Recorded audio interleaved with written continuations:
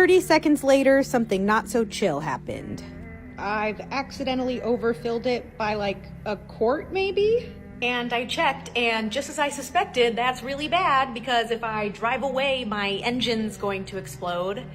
And it's 8 p.m., I can't go to a mechanic this late, and I don't have any tools or equipment to get underneath the car.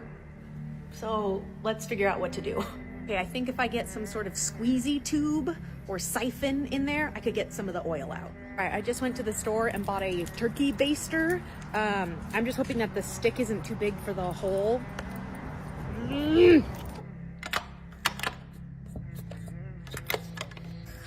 I don't know why I thought this would work. It's late and I'm tired, and of course that's not gonna fit. I don't know the anatomy of Kia Optimas, okay? All right, so I just lime scootered to AutoZone and they recommended a siphon pump. So let's try that. Unboxing haul. This is the deluxe siphon hose, which is gonna save my ass right now. Okay. I overfilled my oil, so okay. I might need a full oil change. Yeah, so I admit that I was wrong and I don't deserve my dick. Really? Did you put your own roof on your house? Did you put your own shitter in? Did you run your own power lines into your house? How about your job? Did you put all those utilities in too? Did you pave the road to get there? Did you assemble the car that you drive, nice and cushy with the fucking air conditioning? When it breaks, do you fix it yourself? Do you drive your own truck to bring your own groceries to the grocery store? No man has ever done anything for you.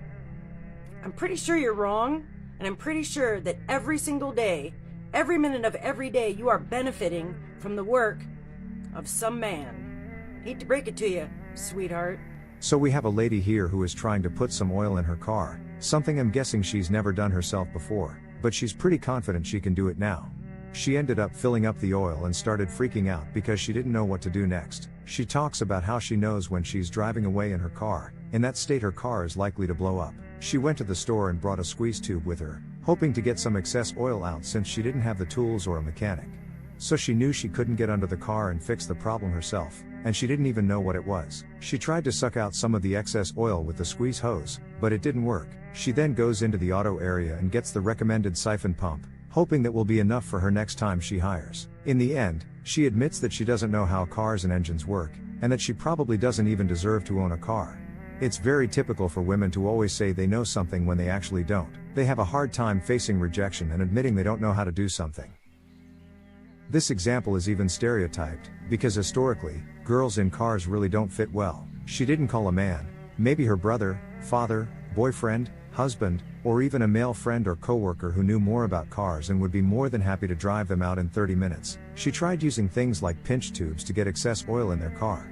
And then we have a lady who knows what's going on and who understands the truth and reality. She's basically echoing the message of an awakened feminist that a man has never done anything for her in a condescending way, and that this woman is totally educating and humiliating her. She responded that she put the roof on her house. Was she laying wires in and around her home? What about her own job and what she buys at the grocery store? Did she do everything there? Did she assemble comfy and padded heated car seats and build them from the ground up, implementing technology into them, including car air conditioning, starter button, wipers, motors and everything else? Women don't stop there. She went on to educate the girl who wrote the review and asked sarcastically if she drove her own truck and delivered groceries to grocery stores. Then she speaks the truth for the girl, saying she benefits every minute of the day from the hard work of a man who goes out of his way to make sure the entire town has food, water, shelter, gas, entertainment, roads, infrastructure, internet, phone lines, available sewer systems, and anything else you can think of. Feminism does make things worse for women. They thought they would be emancipated and entitled to an independent life where men were not needed. However, they realize that they have been lied to a lie, that they have only been taught to hate men and the whole concept of marriage, and to be in tune with their own female selves. Women lament feminism because it takes them to another level, a complete departure from what women are supposed to be. According to universal laws of nature, women are supposed to be caregivers, nurturers and breadwinners. There is a reason why women have the biological capacity to bear children, but not men. But when women act against their nature for too long, it starts to haunt them. This starts to make them realize that they are wasting their time doing what men are supposed to be doing and avoiding doing what they are supposed to be doing.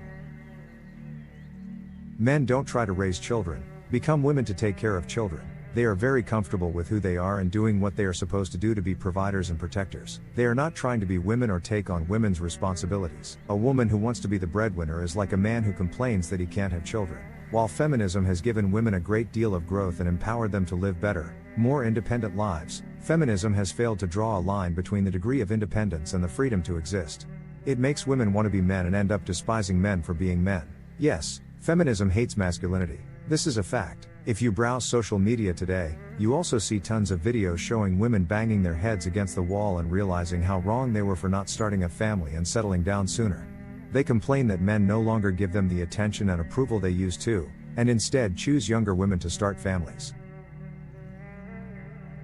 All in all, feminism has failed to emancipate women as it had hoped, because emancipation is not financial freedom. It allows women to feel comfortable being themselves and expressing their feminine side. Men have always been providers and thrive when they protect and provide for women. It gives them meaning. Likewise, the real purpose of women is not to be the CEO of an organization or sit on the board of a large public company, but to be a woman. As time goes on, more and more women chase their entrepreneurial dreams, thinking they can play male roles in society, either pursuing a career or chasing stereotypical bad guys, effectively wasting their prime years. But soon, when these women are in their 30s, they realize that getting pregnant gets harder and harder over time. So she started to rethink and realize that life is not just about being rich or believing in extreme forms of feminism that make these women believe that they live without men or without family and that they have innate feminine tendencies. What started as a quest for equality is now a quest for superiority. Modern feminist women say they want equality, but they only want it the way they do, and that includes domination over men. Women want selective equality. They don't want true equality. They want to be paid the same as a man in a position without having to work like that man. Women want a seat on the board, but they don't want to sit past 6 p.m. because they have to make a spa appointment. Women only reveal their sober, anti-masculine nature when they do things, because it shows that they just want to ride the wave of success and not have to work hard for it. They compare themselves to high-profile men who literally sacrifice their entire lives, living in an extremely competitive environment, just to get these positions. It's clear that women feel like they have all the rights, and what empowers them is the fact that they never have to care about other people to a great extent. They never had to work for anything and were spoiled by men all their lives. Yes, there are plenty of women who don't fit into this category and are practically self-made, but feminism seems to praise this minority too much. I'd like to hear your thoughts on this. Let's discuss this in the comments. Thanks for viewing the survey.